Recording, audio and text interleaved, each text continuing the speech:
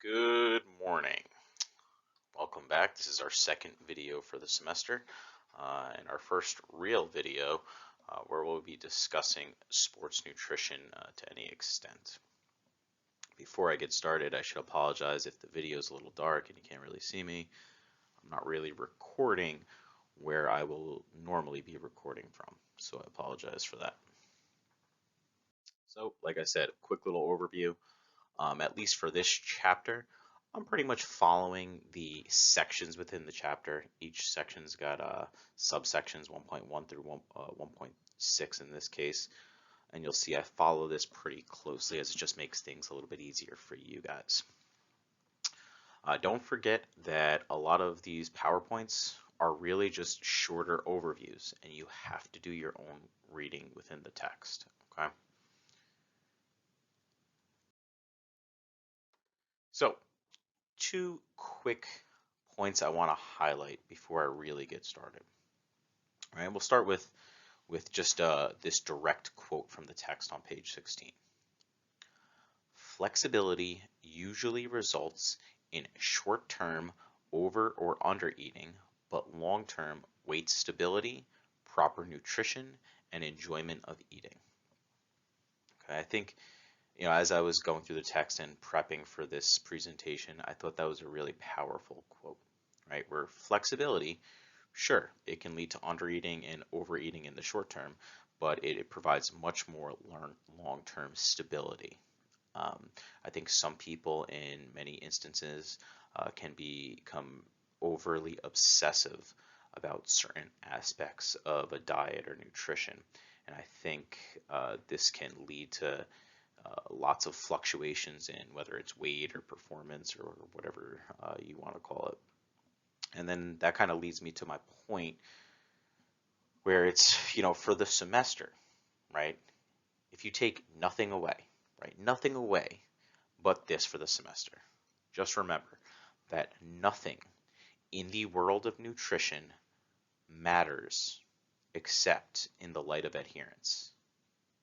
So, what does that mean? You can be the most brilliant nutritionist, the most brilliant exercise physiologist. You can have coach the highest level of athletes, right? But if you're providing nutritional advice, guidance, guidelines to somebody who simply can't adhere to whatever you're providing, it won't matter. It does not matter whatsoever. So you have to really take into account the people or the person you're working with and understand that, am I the information that I'm giving them? Are they going to adhere to this or not? And early on, it's probably not easy to understand that, but as you work with more and more clients, you'll generally build a certain stereotype, so to speak, of what type of information you should be giving to certain people. Some people don't want to get on the scale every day. Others do, right? I myself love to get on the scale every single day. There's certain people who hate tracking their calories, their macronutrients. You could tell them, track everything and let's sit down next week and review it. They'll come in extremely stressed out next week. They'll feel guilty because they missed one meal.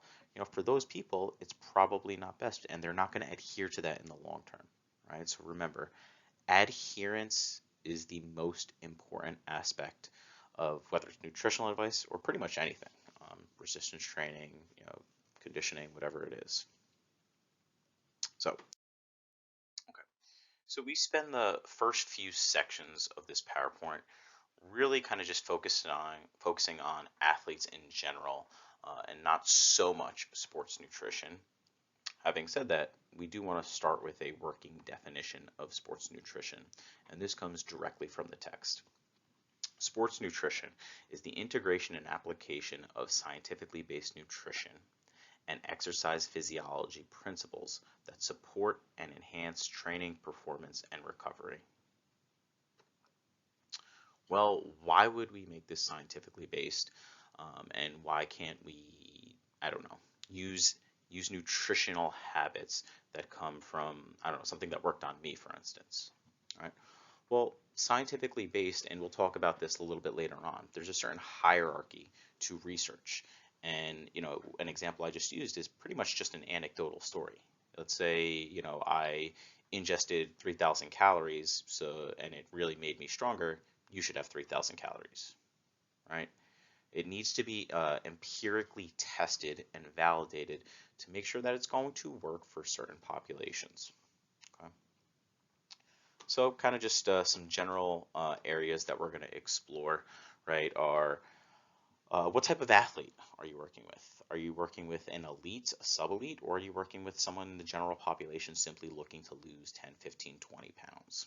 All right, and I do view somebody that's looking to lose weight, as long as they're going to the gym 3, 4, 5 times a week, as an athlete in some context. All right. What events or how are they training? Are they training aerobically with the use of oxygen? Right. In this case, this is typically more endurance-oriented athletes. Or are they training anaerobically without the use of O2? So, like, what's a sport that revolves that's primarily an anaerobic sport? I mean, the best example I could think of is a shot putter, right? They step into the circle and they throw, and by the time they kind of get into position and actually go into a throwing and finish the throw, it's probably less than 2 seconds. They are not dependent upon oxygen to perform their sport. So, what are the goals of competitive athletes, right? Well, the goal of a competitive athlete is to achieve a peak performance at a certain point in time, right? This could be for a basketball player preparing for the playoffs and they want to be in peak shape for the playoffs. Or this could be something as simple as, again, I view somebody that's trying to lose like 20 pounds for a wedding in a sense as an athlete, right? Um, their goals, right, are going to be to achieve that peak performance at the specific point in time. They're going to be trying to improve specific components of fitness. Maybe the person trying to lose weight isn't really necessarily fitness oriented in terms of cardiovascular fitness, but aesthetics, or maybe even just general health and fitness. Absolutely. And then another major goal is going to be to avoid injury during this process, right? So a lot of our nutritional guidelines are going to help them achieve these goals. One being adequate energy intake, right? So what is adequate energy intake? Your total macronutrient intake that's going to help provide energy for competing, for training, for recovery, right? A large portion of your energy intake is going to come in the form of glycogen. So for like really glycolytic demanding sports, such as like, running 800 meters, swimming in a 200 or something along those lines, events lasting 2 minutes or longer, right? You have to make sure you replenish glycogen appropriately. Adequate muscle protein synthesis. So we have to take this into account depending on our target population, right? An endurance athlete is going to have a much lower requirement for protein, right, than a bodybuilder who's going to have a significantly higher requirement. Adequate hydration. That'll probably be in a much similar category where an endurance athlete who sweats, if we look at like a runner who goes off for a 90-minute run, a 2-hour run, they're probably going to be sweating at a much higher rate, a much higher hourly rate than a bodybuilder who's in a gym for, let's say, 75 minutes, but resting a lot between sets. Appropriate weight and body composition. I want to use one of my athletes as an example. You want to be an appropriate weight and a body composition for your sport. One of my athletes recently, he's on the track and field team, he's a thrower. Usually, throwers need to be bigger, more muscular, and in many cases have a little bit higher body fat composition than your average athlete. This athlete also just informed me that he was competing or taking part in a Army test where he had to run 3 miles and his target time was 24 minutes. That's about 8-minute mile pace. For those of you that are not familiar with endurance running, 8 minutes per mile is pretty quick over the course of 3 miles. And I thought about it for 30 seconds a minute, and he asked me how realistic it was, and I said to him, I said, I'm sorry, Manny, it's going to be extremely hard, if not impossible, for you to do that, given your current training background and currently where you are with your body weight. He weighed about 235 pounds, and the bigger reason was that he hadn't really been running nearly enough, right, to train for a 5K at 8-minute mile pace. But running 8-minute mile pace at 230 pounds is just not really realistic. It's not really realistic for him. And kind of getting back to appropriate weight and body composition, he's a track and field athlete first. If he had told me his number one goal was to hit this 24-minute 3-mile time, right, I would have said, okay, well, let's focus on body composition a little bit. Let's try to get your body weight down to maybe like 205, 210, and see if we could make this happen. All right. An appropriate nutrient timing. Are your athletes doing double sessions? In that case, it's probably incredibly important that they have a post-workout uh, carbohydrate source almost immediately, so they can replenish muscle glycogen in order to recover for their next training bout. So once again, we're going to start with just some basic training principles that are not 100% related to nutrition right now. Progressive overload. All right, so in order for us to improve, we have to induce a physiological stimulus upon our body. So what is the stimulus? If we think about resistance training, if I, who have a fairly extensive background in resistance training, was to bench press just the barbell for 3 sets of 10, right? The barbell's 45 pounds. I've lifted 275 pounds on a barbell bench press, right? 45 pounds for me is not going to induce a physiological stimulus. And in that case, right, I am not going to adapt or improve. However, if I have let's say a new female track athlete, let's say she's a sophomore in high school, she's never bench pressed before, for her, benching 45 pounds for 3 sets of 10 probably is going to be a stimulus, right? Now, for me, what do I have to do? Well, I have to progressively overload on a weekly basis, just like this younger athlete does, but we're going to progressively overload different, right? For me, I might have to take 70% one week, and to achieve progressive overload, maybe 75% the next week, then 80% of my 1RM the following week, right? And then maybe up to 90%, right?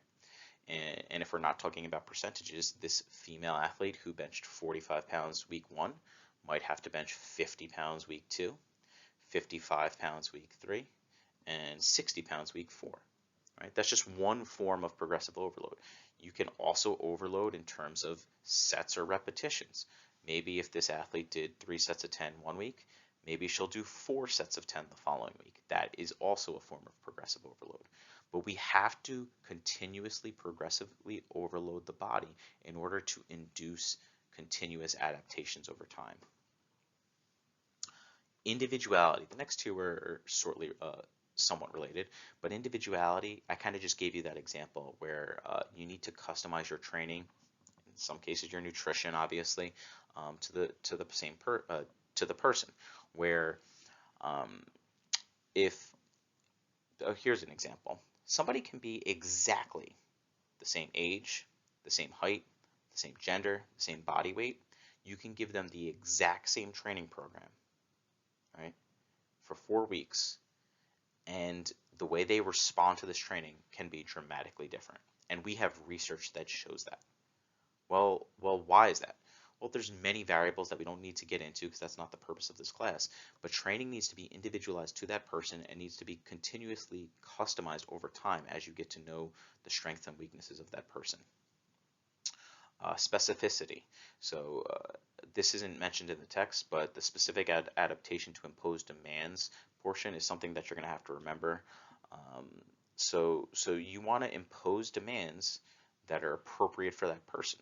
So an example is like a A marathoner doesn't necessarily need to go to the gym and do 1 RM testing on the bench press, right? Or they don't need to go to the gym and bench press 5 sets of 2 at 90% of their 1 RM. That's probably not appropriate. They need to induce adaptation or to impose demands that are specific to their sport.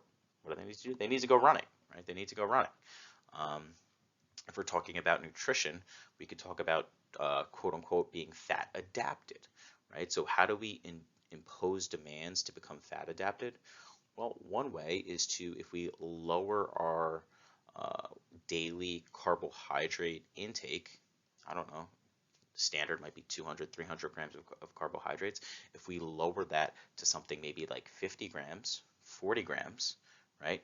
Usually what that's going to do for the average person is that's going to upregulate burning more fat, and they become quote unquote fat adapted, right? So if somebody's goal is to target more muscle or body fat for energy, right, we can actually do that by imposing a specific demand. In this case, the demand would be being glycogen depleted or carbohydrate depleted.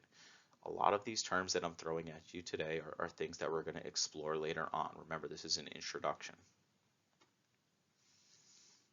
Principles of hard and easy. We have to recover. Periodization. Um, you guys will see periodization all of these principles actually, you guys will see several times throughout your time at Mercy. You will see it you'll see them in exercise physiology.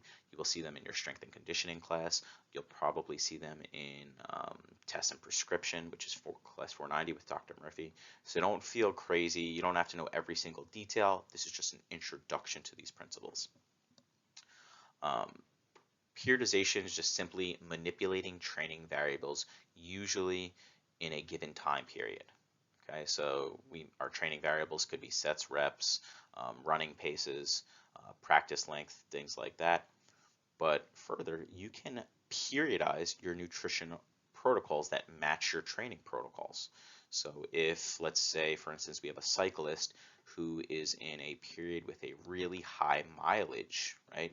Let's say they're 3-4 months out from competition and they're cycling 300 miles per week, which is not incredibly uncommon for cyclists, right? Their nutrition absolutely has to be catered towards that. It has to be periodized towards their training. They're going to have to eat more calories, absolutely. And then as their event, right, their peaking comes up, right, they're probably going to lower their mileage, and in turn they're going to probably have to lower their caloric intake as well, because if you keep your caloric intake, like in that case, they might be having 5,000-6,000 calories a day. If they're having 6,000 calories a day, and then they cut their mileage in half to 150 miles a week as the competition nears, you have to lower your calories, otherwise your body weight's going to increase. If your body weight's going to increase, you're probably going to be a little bit slower on the bike, right? You see, these things have to match. And then the last principle is the principle of disuse, which is simply use it or lose it. So you have to continuously apply these training stimuli, otherwise, right, your body will go through a detraining process. Okay, so if I'm resistance training in order to hypertrophy my muscles so my muscles can grow, right? If I stop training, my muscles are going to atrophy. So I have to continue to use it. Otherwise, I lose it. All right. So a few terms here. Recommended dietary allowance, adequate intake, and the tolerable upper level or upper intake level.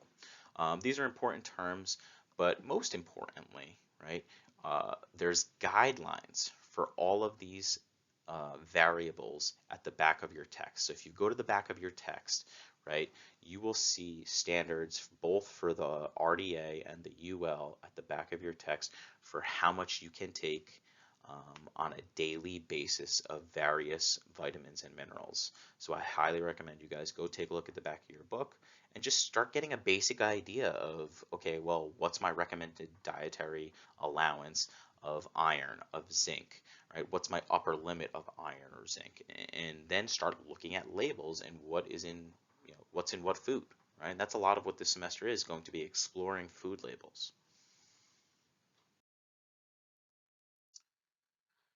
The United States Department of Health and Human Services and the U.S. Department of Agriculture releases some guidelines, dietary guidelines, every 5 years. These guidelines are developed for the general population. For you guys, I want you guys to start looking at these things. I am absolutely not asking you guys to memorize anything from this. This is simply an activity for you guys to start to explore things. That's a lot of what this class is, exploration. I put the link on these slides, but I'm also going to put the link on Blackboard. So I want you to open up these guidelines and start reading them. It's a long document. You don't have to read the entire thing. You could skim through some of it, read through certain things that you find more interesting. But on Blackboard, what I'd like you to do is post one interesting fact and then one guideline or recommendation that you feel might not be necessary for athletes or certain specific populations. So I gave you guys an example. This is my example, so you guys can't put the exact same thing. So, I've taught nutrition before, but, this number just keeps going up. When the last textbook, I should say, that I used for nutrition said that 2/3 of Americans were either overweight or obese. Apparently, that number is up even more. We're now up to 74% of adults are either overweight, it says overwise, it should say overweight or obese. Like, that is astounding. 3 out of 4 Americans are overweight or obese. Astounding, and it just continues to go up. It just blows my mind every time I think about it. And now for the second part of this assignment, they talk about avoiding foods and beverages with added sugars. Right, so that's one of the recommendations found in there for healthy eating, healthy diets, whatever it is. I know, having worked with certain populations, for athletes, avoiding sugars at certain times is probably inappropriate. So case in point, every time my athletes have more than one event at a track and field meet, what I always tell them is have sugary snacks. Have a Gatorade, have a Powerade, have Jolly Ranchers, have Skittles, have very sugary snacks, right? These are things that are going to help replenish muscle glucose immediately, much better than like whole wheat bread or something high in fiber, right? So in this case, a sugary drink. I mean, I even tell them to drink like Mountain Dew. Mountain Dew is incredibly high in sugar. But for an athlete that just raced and then is going to have to race again an hour later, right? They're probably going to want those sugary drinks. So that's just an example of what I found very quickly from this. It didn't take me long. Don't spend too much time on this. Sometimes the text goes pretty quickly through certain terms and doesn't really touch on them, right? So here's 3 key terms that I think are incredibly important for the semester. It starts to introduce you to macronutrients, micronutrients, and nutrient-dense food. So macronutrients are nutrients we need in relatively large amounts. Mainly, these are considered carbohydrates, fat, and proteins. When I'm talking about macronutrients, I'm usually talking about carbs, fat, and protein. When I'm talking about our caloric requirements, I'm pretty much always talking about macronutrients and those foods. I'm not talking about micronutrients. Micronutrients are usually mentioned individually, and they're needed in much more relatively small amounts. This doesn't mean they're any less important. We absolutely need important essential vitamins and minerals as well. Nutrient-dense food, on the other hand, is food containing relatively high amounts of nutrients compared to its caloric content. So like an example is whole wheat bread versus white bread. Whole wheat bread has much higher nutrient value than white bread. I'm not saying it's necessarily superior, but it's definitely higher in nutrients, where it's higher in fiber, vitamin B6, magnesium, etc.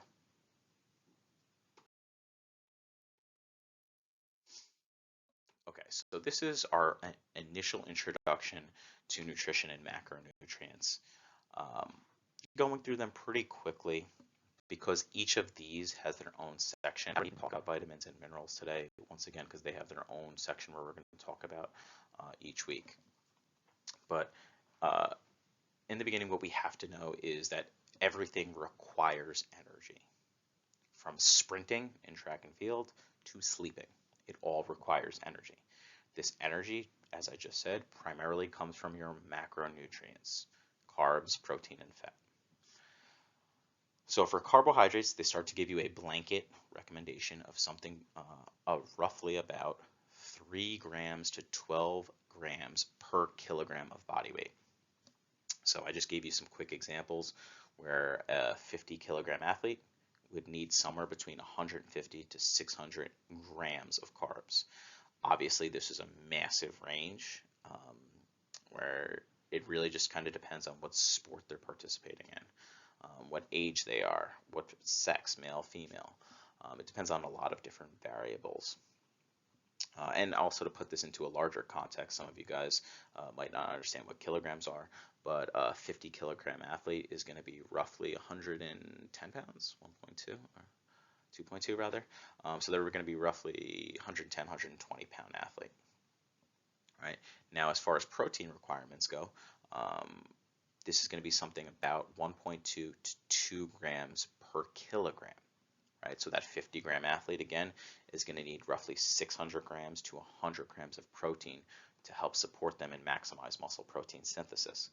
I personally use a higher recommendation. I usually just tell people eat roughly your body weight in grams of protein if you're resistance training more than 3 days a week.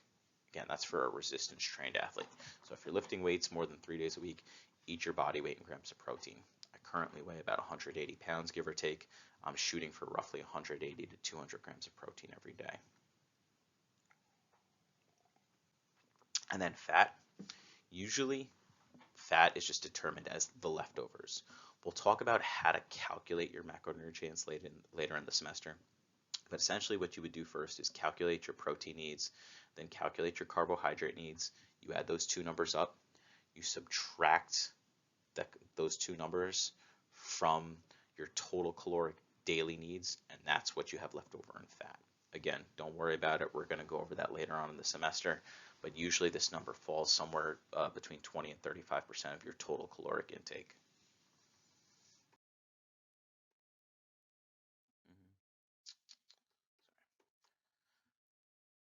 So some considerations when you are working with people is how can they attain or maintain appropriate body weight, achieving healthy weight loss. It should also say healthy weight gain. A lot of this is taken straight from the text.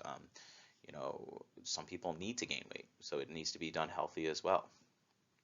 Disordered eating is obviously a major key component of this semester. We'll spend some time talking about it. You just have to be very careful how you address certain people and you address certain topics. And in certain situations, if I could just say this, if you ever feel uncomfortable, if you ever feel that there is or suspect any type of eating disorder, always refer out. Refer out. When in doubt, refer out. Evaluating ergogenic aids, in this case, nutritional supplements. What are we gonna recommend to athletes, and then how are we gonna recommend it to them? Working around medical conditions, I would simply recommend that, to work around medical conditions, you have to refer out. It's not your area of expertise. I'm gonna move a little bit quicker because these are starting to get a little bit long. So an ergogenic aid is simply anything that will enhance recovery or performance. Anything. It's not just food. Okay, so it could be whey protein, but it could also be like there's these new running shoes that have come out called the Vaporflies, right? They're a very special technology that actually allow people to run faster, right? That's considered an ergogenic aid. Okay, a dietary supplement actually has its own definition, which came from the Dietary Supplement Health and Education Act. And that's any vitamin, mineral, herb, botanical, amino acid, metabolite, constituent, extract, or any combination of these, right? What's most important about the Dietary Supplement Health and Education Act is that supplements do not have to be approved to be sold to the general public, right? So, I mean, the only thing I can say is you guys must watch this video that I'm going to link, right? if you're not familiar with how supplements are made and how they're regulated, you're going to be very, very surprised, if not shocked. And the bottom line is, actually, I don't even want to say it. Just watch the video. It's about a 4 or 5 minute clip. And while it's an old clip, um, nothing has really changed, right? Anything can be sold on the market. The FDA does not have to approve things. They only have to prove that things are unsafe to remove them from the market.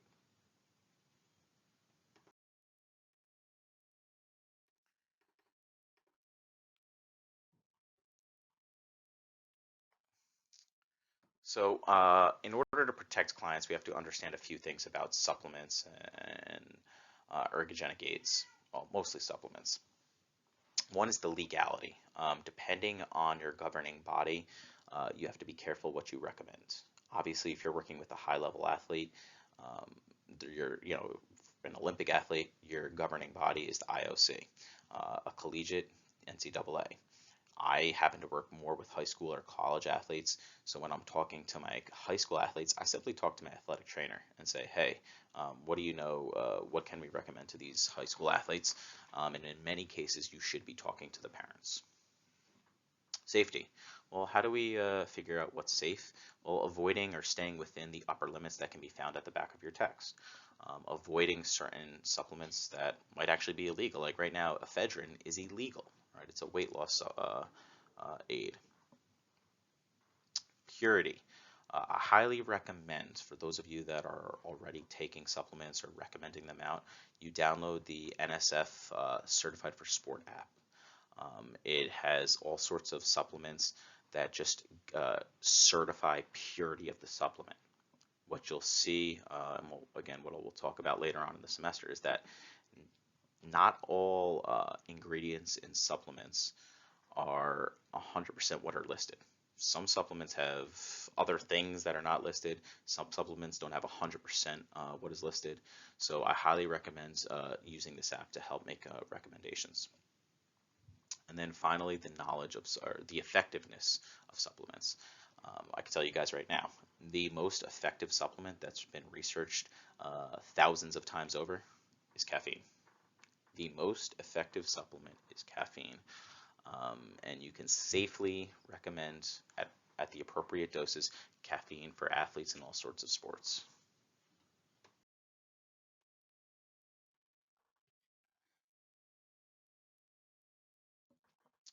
So the book starts to go into some things that I think aren't as relevant for us this semester. You guys are eventually going to have to take research methods if you haven't already taken it. Many of you have already taken research methods with me, so I'm not going to spend a tremendous amount of time discussing how to evaluate research. But those of you that haven't taken research methods, there's a few things to just understand, which is the hierarchy of strengths of research. Right? So when you read peer-reviewed articles, and that's what research is, it has to be a peer-reviewed article in a scholarly journal, right? There's usually three forms. Well, there's more than three forms, but the text provides three. One is a case study, which is a research study that's usually based on one or a few different persons, right? So it's a very small sample size, right? And this is usually the weakest because the population is so small, right? The next would be epidemiological research. This is usually very large-scale research, and the most important aspect of epidemiological research is that it helps provide association, or in this case, correlation. They can associate variables. So, like an example of this would be research that says, as people, I don't know, get 10,000 steps a day, the more steps somebody take, the more likely they are to lose weight, right? So physical activity in terms of steps per day and weight are highly correlated. However, in this type of research, this is not causation. So you cannot simply say from this type of research that by walking more steps per day, you're going to lose weight. And we should know this because that's not what weight is, right? Weight is, which we'll talk about, is calories in versus calories out, all right? So correlation is not causation. and you guys that took research methods should remember that. And then the highest level is experimental research, which is what you'll see oftentimes in the exercise sciences. This does prove causation, right? So this would be some type of experimental design where they control a lot of variables and the timing of these variables. And because of deduction, we can say that one variable must have caused the other. So they would do some type of experimental design, a very specific design that says, okay, we're going to have one group walk 15,000 steps per day, another group walk 5,000 steps per day. We're going to control for their diet. We're going to control that they eat 2,000 calories a day, both groups, every day for 1 month. And we're going to see their body weight, measure it pre and post. And if the group that walks 15,000 steps per day ends up losing more weight on average, right, we can actually say, we can prove causation that walking more steps per day, in this case, causes weight loss. The last thing to consider is anecdotal evidence, which I mentioned earlier. These are simply usually your life experiences. Anecdotal evidence is not scientific evidence. You will often hear me talk about anecdotal stories or anecdotal evidence. I use the term anecdotal a lot. I do use anecdotal evidence in my personal life experiences to help illustrate points of research. And you can do that totally, right? I don't use it as scientific evidence. I don't make factual claims based on anecdotal stories. But again, I'll absolutely make claims saying like, okay, well, this one athlete, I recommended creatine and he had the best basketball season of his life. So it's possible that creatine helped enhance his basketball performance, and the research seems to support that, right? I will never say, my anecdotal stories are evidence, okay? In terms of evaluating science, right, or evidence, I should say, avoid the internet, always go directly to sources. So if I give you guys a research study or something, or if I give you some type of assignment, go to peer-reviewed scholarly journals and don't go to just a random internet website. And then the last thing I could tell you guys, and I know I'm way over my time limit here, avoid sweeping judgments based on one study. Okay, so even though you might have a really well-designed study, it's controlled, it's in the highest peer-reviewed journal, whatever it is, right? You can't make sweeping judgments and say, I don't know, a low carbohydrate diet is the way to go for weight loss because of this one study. You have to usually evaluate the total body of evidence, right, before you can make large sweeping decisions or judgments.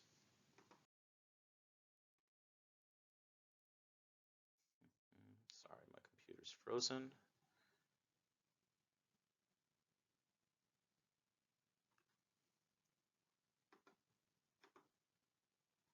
Interesting, my computer is frozen, so I'm not sure if this is recording or not. So the book just finishes off the chapter talking about credentials, right? Credentials are going to vary extremely depending on where you are. If you're at a New York sports club, somebody's credentials might just simply be a weekend certification that they received online. Somewhere else, you might see somebody with a PhD in exercise physiology. And just like in the exercise realm, the nutrition realm has a wide range of credentials as well. But the highest really is a registered dietitian or registered dietitian nutritionist. Usually these people requires a bachelor's and a national exam, as well as continuing education. These are the people that can provide what we call medical nutritional therapy, which is really nutritional advice that helps combat diseases and things like that. Nutritionist, on the other hand, is very, very vague. I would always inquire more. If somebody says they're a certified nutritionist, I would always inquire a little bit more about what their certifications are. The most important aspect at the end of this chapter is when to provide nutritional advice. And it really comes back to your scope of practice, right? So the definition of scope of practice is your legal scope of work based on academic training, knowledge, and experience.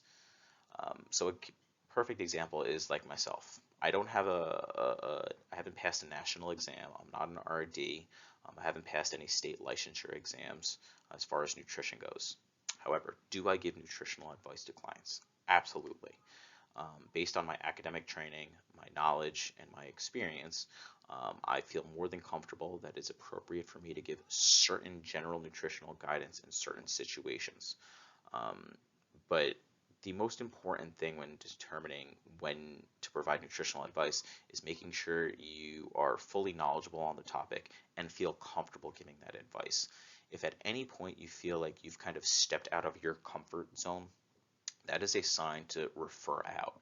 So case in point is I have a client who talked significantly in our first 2 meetings together about her state of mind, and she talked a lot about the psychology behind why she eats. And she talked a lot about her past with her mother and all sorts of other things. And all of a sudden, in a matter of 2 sessions, I realized, hey, me just telling her how many carbs to have, how many grams of protein to have, and interesting ways to ingest them isn't going to work for her. So I referred her out to a psychologist, where she needed to kind of get down to the root of her why does she eat? Why does she eat so much? Because she was a weight loss client at the time. So that's just an example of when I referred out. If any of you guys have any other questions, or if you're unsure of when to provide nutritional advice, don't be afraid to reach out to me. I would definitely, I'm open to having conversations, and hopefully I can help you guys. I think that's it for this chapter. I know I went over the timeline on my first PowerPoint, so I apologize.